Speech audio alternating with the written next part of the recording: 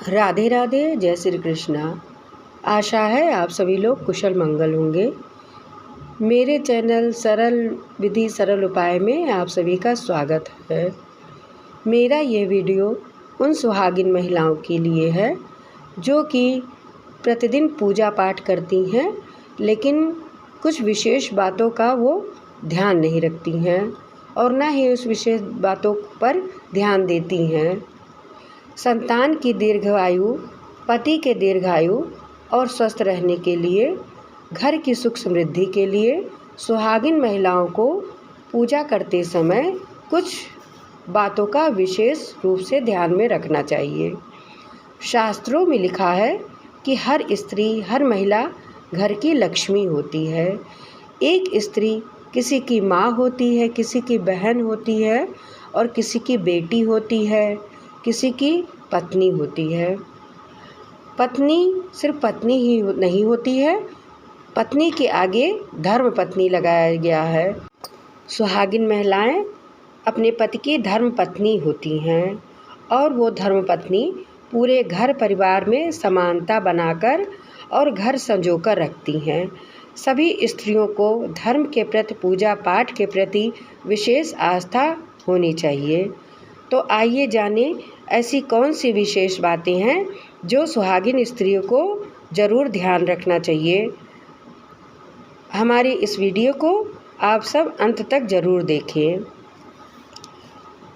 सबसे पहले पूजा पाठ मंदिर के अलावा प्रतिदिन घर की हो तो भी हर सुहागिन स्त्रियों को मांग में सिंदूर, माथे पे बिंदी, गले में मंगलसूत्र, हाथों में चूड़ी और पैरों में पायल बिछुआ अवश्य होना चाहिए।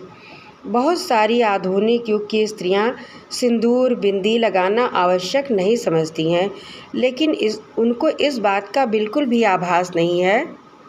उनको इस बात को समझना चाहिए कि भगवान ने बहुत ही भाग्य से उनको सौभाग्यशाली बनाया है और ऐसी कोई गलती नहीं करनी चाहिए जो कि भगवान को अच्छा न लगे।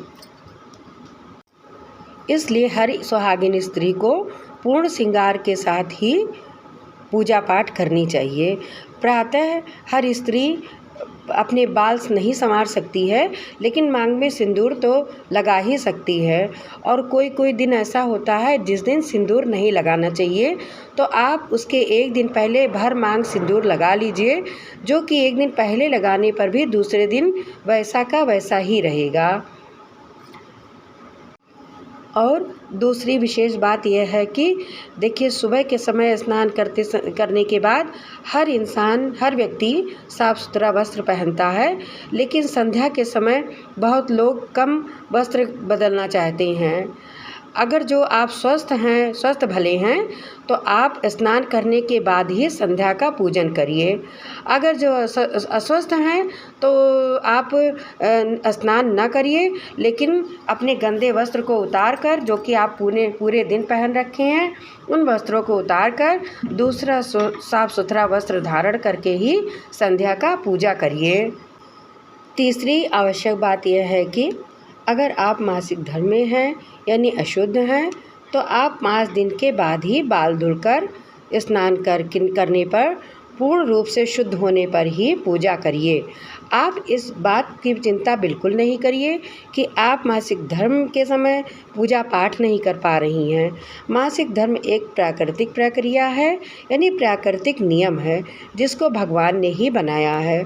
इसके बिना स्त्री पूर्ण नहीं होती है। इन 5 दिनों में आप पूजा न करके भगवान का नाम स्मरण ही करेंगी तो भी आपको पूरा फल प्राप्त होगा। चौथी विशेष बात यह है कि सुहागिन स्त्रियों को कभी भी पृथ्वी पर लेटकर भगवान को साष्टांग प्रणाम नहीं करना चाहिए। शास्त्रों के अनुसार यह नियम सिर्फ पुरुषों के लिए बना है। 5वीं और सबसे महत्वपूर्ण बात, स्त्रियों को अशुद्ध होने पर सिंदूर बिल्कुल भी नहीं लगाना चाहिए, क्योंकि सिंदूर बहुत ही पवित्र होता है। सिंदूर भगवान को भी लगाया जाता है, चढ़ाया जाता है, और वही सिंदूर एक वर कन्या की मांग भर करके सुहागन बनाता है और पूरे जीवन इस सिंदूर का साथ निभाता है। सिंदूर बहुत ही ज़्यादा आवश्यक हो तो आप बाज़ार में मार्केट में बहुत सारी नकली चीज़ें ऐसी आ गई हैं, जैसे कि लिक्विड सिंदूर है या कोई भी चीज़ें ऐसी आ गई हैं कि वो आप मांग में लगा सकती हैं। ऐसी मान्यता है कि सूतक के दिनों में पूजा पाठ बिल्कुल नहीं करना चाहिए। यदि आप लड्डू गोपाल घर में रखी हैं तो जो कोई आपके लड्डू गोपाल की सेवा कर सकता है, आप उनके घर में लड्डू गोपाल को दे दीजिए और आपका घर शुद्ध होने पर अपने घर उनको ले आइए। यदि ऐसा कोई नहीं है और ऐसा संभव नहीं है तो कोई बात नहीं, पर प्रभु अंतर्यामी हैं, आप अपने घर पर ही उनको रखिए, लेकिन पूजा पाठ नहीं करना चाहिए, क्योंकि पूजा पाठ करने से इन सभी का उल्टा असर होता है। आशा है आप सभी को मेरा ये वीडियो अच्छा लगा होगा। मेरे चैनल को सब्सक्राइब करिए, लाइक करिए वीडियो को और अपनों के साथ शेयर करिए। आप सभी का सौभाग्य घट हो। राधे राधे। जय श्री कृष्ण।